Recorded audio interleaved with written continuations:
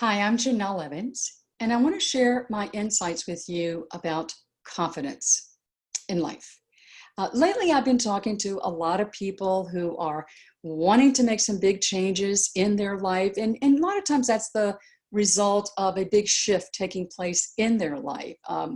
For examples would be facing an empty nest for the first time, or launching a new career at, say, midlife, or taking a new job.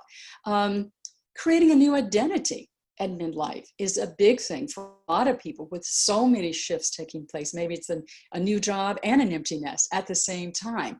And some people are simply trying to figure out what's next for them. But while the desire for change can be strong, unfortunately, a lot of times the motivation and the commitment to actually follow through on making those changes dissipates.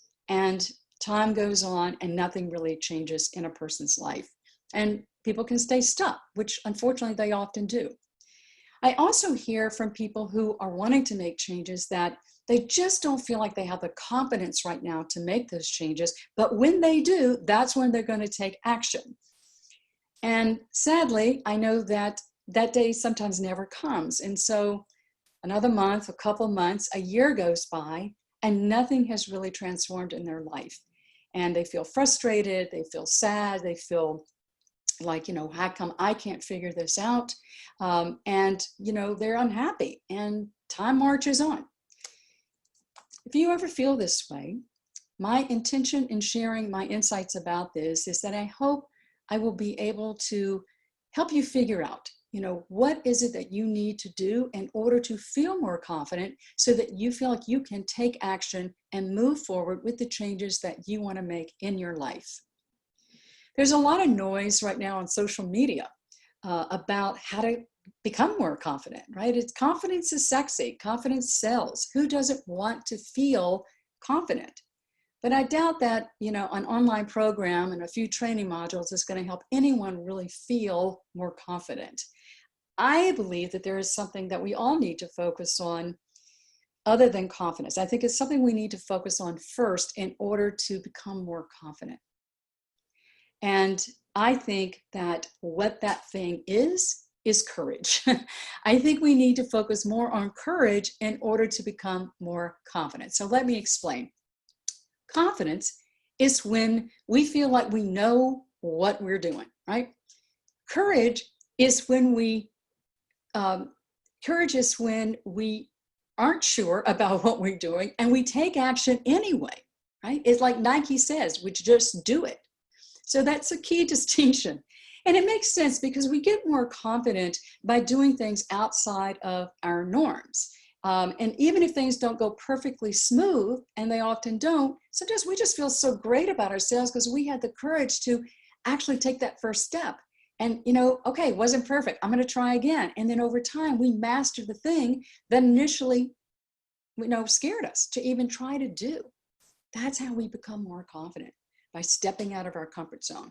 So let's talk about the definition of courage. Courage is defined as the quality of mind or spirit that enables a person to face difficulty, danger, pain, etc. Courage is about making decisions or taking actions where some kind of risk is involved, real risk or imagined risk. And according to research by Dr. Lisa Dungate, a coach and a therapist, and Jennifer Armstrong, who's an author that they've worked together, they define 6 types of courage, and I want to share these with you.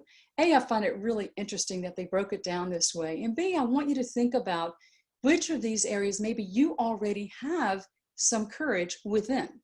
So I'll share them with you and think about which of these that you already have some courage. The first one is physical courage, and I'm going to read verbatim how they define it. This is the bravery at the risk of bodily harm or death. It involves developing physical strength, resiliency and awareness. The second one is social courage. This type of courage involves the risk of social embarrassment or exclusion, unpopularity or rejection. You want to reach out to somebody, but you don't know what their response is going to be. The third one is intellectual courage. This speaks to our willingness to engage with challenging ideas, to question our thinking, and to be okay with making mistakes. That's a big one. That's how we learn. The fourth one is moral courage. This involves doing the right thing, particularly when risk involves shame, opposition, or the disapproval of others. The fifth one is emotional courage. This type of courage opens us to feeling the full spectrum of positive emotions at the risk of encountering the negative ones. It is strongly correlated with happiness. And in life, we're going to have unhappy ones and happy emotions, right? And the final one is spiritual courage. This fortifies us when we grapple with questions about faith, purpose, and meaning.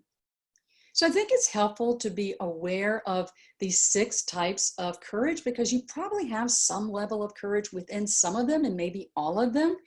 But for example, if you feel courageous, say when it comes to physical courage, maybe you've really spent some time in that part of your life and you feel, really strong and courageous when it comes to your physical self, then can you rely on that strength to perhaps help you become more courageous, say in an area where you have less courage? Maybe I'll just pick social courage, where maybe you're a little shyer when it comes to stepping out of your comfort zone or introducing yourself to people you don't know at a social gathering or in a business setting or whatever it is.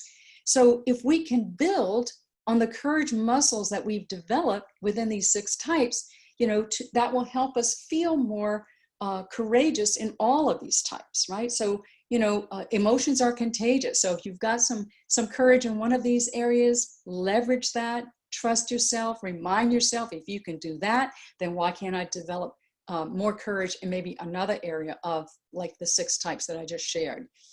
And you know what, guys, if you don't feel like you have a lot of courage in any of these areas, I still have another suggestion. You can be courageous with other people. So maybe you can have new experiences outside of your comfort zone with a small group of people. That's another way to approach it. But my point here is, I think focusing more on being courageous is exactly what we need to do to actually feel more confident. And the sad truth is, by not focusing on developing courage, that can really limit our ability to, have a really fulfilling life. I mean, it can limit future opportunities if you don't feel confident, right? If you don't focus on courage to be more confident, that can really hurt you in ways that it can hurt your income. It can negatively impact your relationships. And worse, it can keep you from doing things that you want to do in your life, or actions you need to take to have the life that you truly want to live. As unbelievable as it sounds, I know that there are people who think that one day, magically, they're just going to wake up and feel more confident. But you know what? I don't think it works that way. If you're waiting to magically feel more confident without doing some of this work, I think you'll be waiting for a very long time, unfortunately. So in order to feel confident, you've got to have the courage to take intentional and intelligent action outside of your comfort zone, right? That's where we build the muscle. To do things that you've never done before, and to use your courage muscles to develop your confidence muscles. I've said it twice. I'll say it 3 times. Use your courage muscles to develop your confidence muscles.